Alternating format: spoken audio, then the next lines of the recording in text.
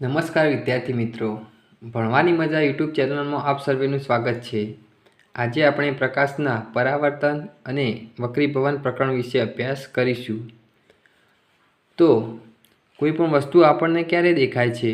તો જ્યારે તે વસ્તુ પર પ્રકાશ પડે છે ત્યારે જ આપણને તે વસ્તુ દેખાય છે। અંધારામાં આપણને વસ્તુ દેખાતી નથી। આવું શા માટે બનતું હશે? તો આવું બને છે પ્રકાશના પરાવર્તનના કારણે। જ્યારે કોઈ પણ વસ્તુ પર પ્રકાશ પડે છે ત્યારબાદ તે વસ્તુ પરથી પ્રકાશ આપણી આંખમાં પ્રવેશે છે અને આપણને તે વસ્તુ દેખાય છે। આમ કોઈ પણ વસ્તુને જોવા માટે પ્રકાશનું પરાવર્તન થવું જરૂરી છે। જુદી જુદી સપાટી પરથી થતું પરાવર્તન પણ જુદું જુદું હોય છે। જો લીસી સપાટી ઉપરથી પરાવર્તન થાય તો તે ખૂબ જ વધુ પડતું પરાવર્તન થાય છે। ધારો કે ચળકાટ ધરાવતી વસ્તુ પરથી પરાવર્તન થાય તો આપણી આંખો પણ અંજાઈ જાય એટલું બધું પરાવર્તન થાય છે। અને ખરબચડી સપાટી પરથી થતું પરાવર્તન એ આપણને સામાન્ય રીતે જોઈ શકીએ તેવું હોય છે। આપણે વાસ્તવિકમાં જે બધા પદાર્થો કે વસ્તુઓ જોઈ શકીએ છીએ તે ખરબચડી સપાટી પરથી થતા પરાવર્તનને જ આભારી છે। પારદર્શક વસ્તુમાંથી પણ પ્રકાશ આરપાર જઈ શકે છે। પ્રકાશ એ કિરણ સ્વરૂપે ગતિ કરે છે। આવું આપણે કઈ રીતે કહી શકીએ? તો આપણે કોઈ બંધ ઓરડો હોય અને એની છતમાં કોઈ કાણું હોય તો એ કાણામાંથી પ્રકાશ જ્યારે રૂમમાં આવતો હોય તો તમે જોયું જ હશે। હવે જ્યારે હવામાં રહેલા ધૂળના રજકણો ઉડતા હોય અને એ પ્રકાશના કિરણને આપણે સ્પષ્ટપણે એમાંથી જ્યારે ધૂળના રજકણો નીકળે તો આપણે એ પ્રકાશને એક કિરણ સ્વરૂપે જોઈ શકીએ છીએ। આમ આપણે કહી શકીએ કે પ્રકાશ એ કિરણ સ્વરૂપે ગતિ કરે છે। હવે આપણે જોઈશું પ્રકાશના પરાવર્તનના નિયમો। તો આપણે અગાઉ ભણી ગયા છીએ કે પ્રકાશના પરાવર્તનના બે નિયમો છે। કયા કયા? તો આપાત કોણ અને પરાવર્તન કોણ સમાન મૂલ્યના હોય છે। તો આપાત કોણ અને પરાવર્તન કોણ સમાન મૂલ્યના હોય છે। અને બીજો નિયમ છે કે આપાત કોણ, પરાવર્તન કોણ અને સમતલ સપાટી સાથે દોરેલો લંબ, સમતલ સપાટી સાથે દોરેલો લંબ, આ ત્રણેય એક જ સમતલમાં હોય છે। આ ત્રણેય એક જ સમતલમાં હોય છે। સમતલમાં હોય છે। તો આ બે નિયમો શું કહેવા માંગે? તો આપણે જોઈએ, પરાવર્તનની આકૃતિ દોરીએ। તો આ એક સપાટી છે, આ એક પરાવર્તક સપાટી છે।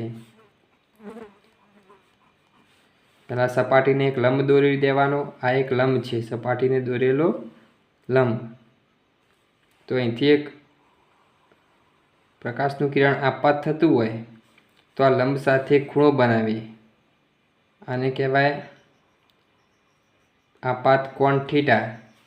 એ જ રીતે લંબ સાથે બીજું એક કિરણ જે પરાવર્તિત કિરણ કહેવાય। આ કયું કહેવાય? પરાવર્તિત કિરણ। એ પણ એક ખૂણો બનાવે અને થીટા આર કહીએ અને થીટા આઈ કહીએ।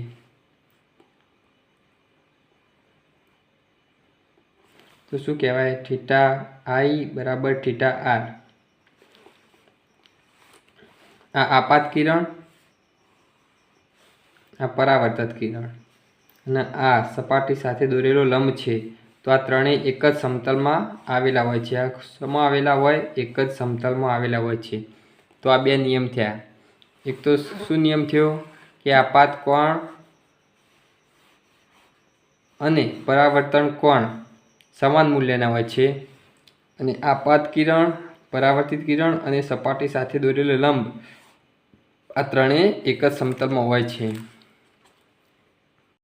તો પરાવર્તનના આ બંને નિયમો એ દરેક સપાટી માટે લાગુ પડે છે. કોઈ પણ સપાટી હોય, એ સમતલ અરીસો હોય કે ગોળીય અરીસાની સપાટી હોય, આ નિયમો દરેક સપાટી માટે લાગુ પડે છે. ખરબચડી હોય, સમતલ હોય કે ગોળીય હોય, બધા માટે આ નિયમો લાગુ પડે છે.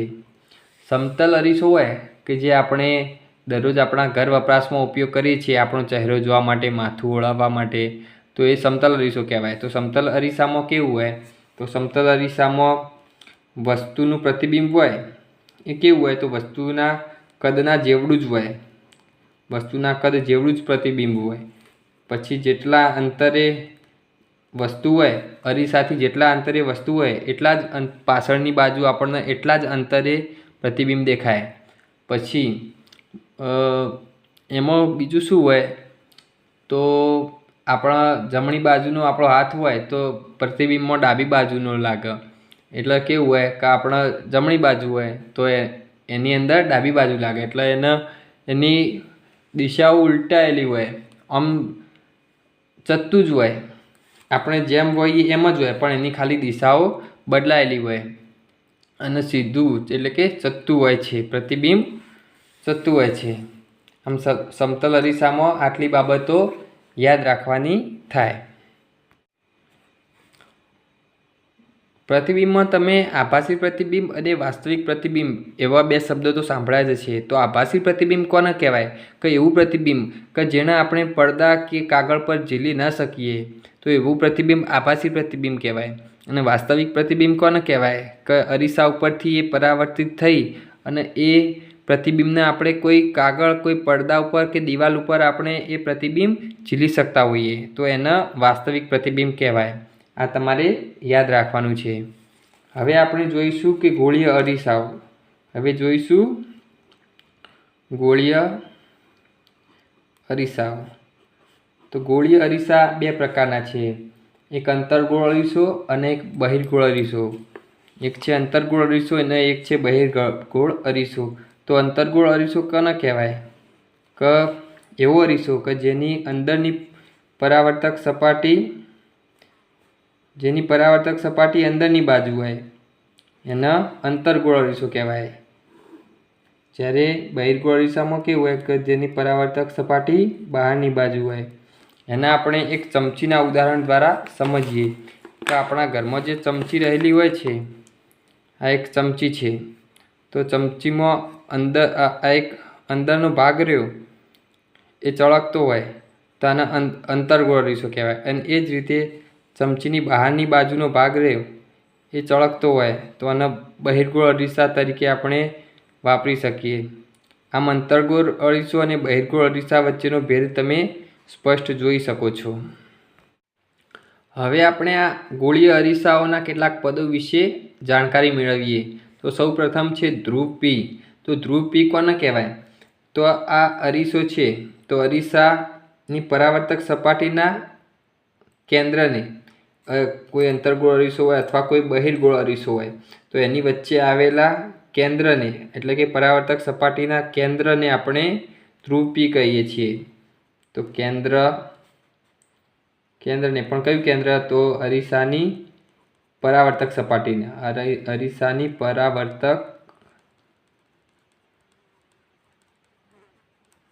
સપાટીના કેન્દ્રને આપણે ધ્રુવ પી કહીએ છીએ. પછીનું પદ છે વક્રતા કેન્દ્ર. વક્રતા કેન્દ્ર સી. તો આ અંતર્ગોળ અરીસો છે, ધારો કે, તો આ અંતર્ગોળ અરીસો એ કોઈ આખા એક ધારો કે કોઈ ગોળાકાર ભાગ છે, આ રીતના ગોળાકાર ભાગ હોય, એ ગોળાકાર ભાગમાંથી અમુક ભાગ કાપી, આટલો ભાગ કાપી અને અંતર્ગોળ અરીસો બનાવે. તો આ જે આખો ગોળો હોય, આખો ગોળો, તો આખા ગોળાનું જે કેન્દ્ર હોય, આખા ગોળાનું કેન્દ્ર આ બાજુ કંઈક હોય, તો એનું જે કેન્દ્ર હોય એને આપણે વક્રતા કેન્દ્ર કહીએ છીએ. તો વક્રતા કેન્દ્ર કોને કહેવાય, તો અરીસો, જે ગોળીય અરીસો એના ગોળામાંથી કાપીને બનાવ્યો હોય, કે જે અરીસો બનાવ્યો હોય, અંતર્ગોળ અરીસો અથવા બહિર્ગોળ અરીસો, તો એ એક ગોળામાંથી કાપીને બનાવ્યો હોય, તો એ ગોળાના કેન્દ્રને આપણે વક્રતા કેન્દ્ર કહીએ છીએ. આમ આ વક્રતા કેન્દ્ર રહ્યું એ અરીસાનો ભાગ નથી, પણ અરીસાની બહારની બાજુ આવેલું હોય. તો પહેલાં આપણે ધ્રુવ અહીં વચ્ચેની બાજુ આવે. ધારો કે આ આંતરગોળ અરીસો હોય તો એનું કેન્દ્ર હોય અહીં વચ્ચે, તો આપણે અહીં દર્શાવીએ. તો આ ધ્રુવ પી હોય તો વક્રતા કેન્દ્ર અહીં આ અરીસાની બહારની બાજુ આવેલું હોય. હવે એક બીજું પદ જોઈશું આપણે, તો વક્રતા ત્રિજ્યા. વક્રતા ત્રિજ્યા, તો વક્રતા ત્રિજ્યા કોને કહેવાય? તો ધ્રુવ પી અને વક્રતા કેન્દ્ર વચ્ચેના અંતરને ધ્રુવ પી અને વક્રતા કેન્દ્ર વચ્ચેના અંતરને વક્રતા ત્રિજ્યા આર કહે છે. પછી આપણે જોઈએ તો મુખ્ય અક્ષ. હવે જોઈએ મુખ્ય અક્ષ. તો મુખ્ય અક્ષ કોને કહેવાય? તો ધ્રુવ પી અને વક્રતા કેન્દ્રમાંથી પસાર થતી કોઈ રેખા હોય, કાલ્પનિક રેખા. કેવી રેખા? તો કાલ્પનિક રેખા. તો કાલ્પનિક રેખાને મુખ્ય અક્ષ કહે છે. તો મુખ્ય અક્ષ કોને કહેવાય? તો વક્રતા ત્રિજ્યા આર અને ધ્રુવ પીમાંથી પસાર થતી કાલ્પનિક રેખાને મુખ્ય અક્ષ કહીએ છીએ. હવે આપણે જોઈએ મુખ્ય કેન્દ્ર. તો મુખ્ય કેન્દ્ર એફ કહેવાય. મુખ્ય કેન્દ્ર એફ. તો મુખ્ય કેન્દ્ર કોને કહેવાય? તો આપણે અરીસો હોય, આ અરીસામાંથી જ્યારે દૂર દૂરથી પ્રકાશના કિરણો આવતા હોય અને એ જે જગ્યાએ કેન્દ્રિત થતા હોય એવો ભાસ થાય આપણને, એવા કેન્દ્રને મુખ્ય કેન્દ્ર એફ કહીએ છીએ. તો કોને કહેવાય? તો વસ્તુમાંથી આવતા અનંત અંતરેથી આવતા પ્રકાશના કિરણો પરાવર્તન પામી, અરીસા પરથી પરાવર્તન પામી અને જે બિંદુએ કેન્દ્રિત થતા હોય તેવો ભાસ થતો હોય તો તેવા કેન્દ્રને મુખ્ય કેન્દ્ર એફ કહે છે. તો વસ્તુમાંથી આવતા કિરણો અથવા અનંત અંતરેથી આવતા કિરણો અરીસા પરથી પરાવર્તન પામી અને જે જગ્યાએ કેન્દ્રિત થતા હોય તેવો ભાસ થતો હોય તો તેવા કેન્દ્રને આપણે મુખ્ય કેન્દ્ર એફ કહીએ છીએ. કેન્દ્ર લંબાઈ. તો કેન્દ્ર લંબાઈ કોને કહેવાય? તો મુખ્ય કેન્દ્ર એફ. મુખ્ય કેન્દ્ર એફ અને ધ્રુવ પી વચ્ચેના અંતરને કેન્દ્ર લંબાઈ સ્મોલ એફ કહે છે.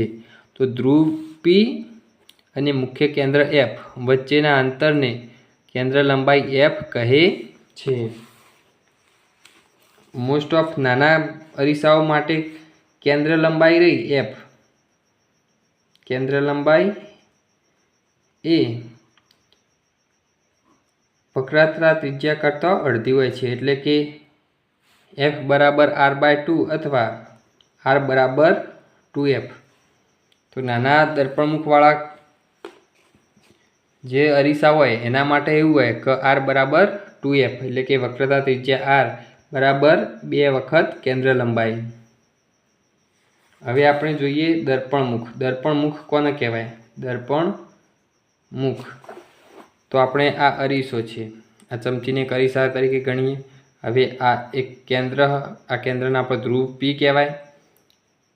હવે આ છે આ છેડાની બાજુ અને બીજી આ છેડાની બાજુ હોય, એટલે કે આખી રેખા દોરીએ આપણે કેન્દ્રમાંથી પસાર થતી, તો શું કહેવાય? આ વ્યાસ થયો કહેવાય.